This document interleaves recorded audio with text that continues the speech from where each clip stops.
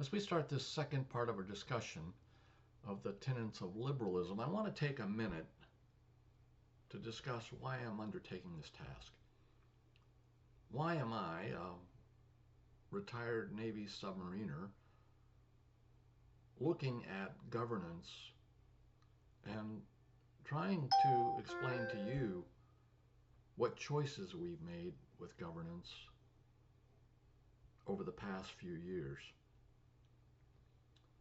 I'm doing this to answer the question of why we would elect and then re-elect an individual when we know everything about him. And I don't need to mention names, because I think this discussion of liberalism versus critical inquiry, critical theory, really helps to explain that or answer that question. Let's continue our discussion of liberalism. As we said last week, from the founding of our democracy, my conclusion is that we have followed a liberal governance model that adheres in an evolutionary manner to the tenets of liberalism. We discussed the first two of these tenets last week. Let's talk about another one. Here we go. We have generally supported limited constitutional government, with authorities and responsibilities overall residing at the lowest level possible. The liberal model pushes governance down to the individual. That's the default.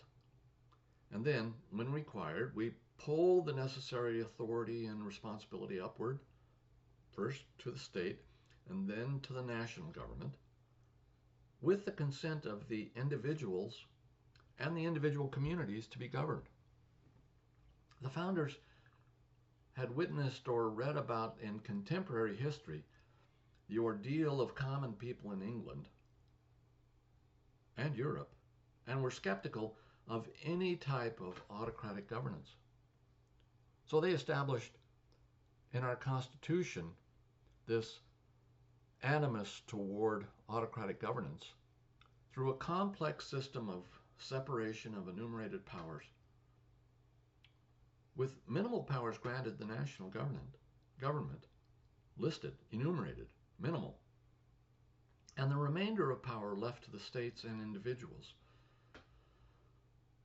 And this separation was paired with checks and balances that were intended to prevent an individual or branch of governance from grabbing power in an authoritarian fashion. See, a fundamental of liberalism is to protect the right, the authority, and the responsibility of the individual to govern themselves and their immediate community. Let's not forget that.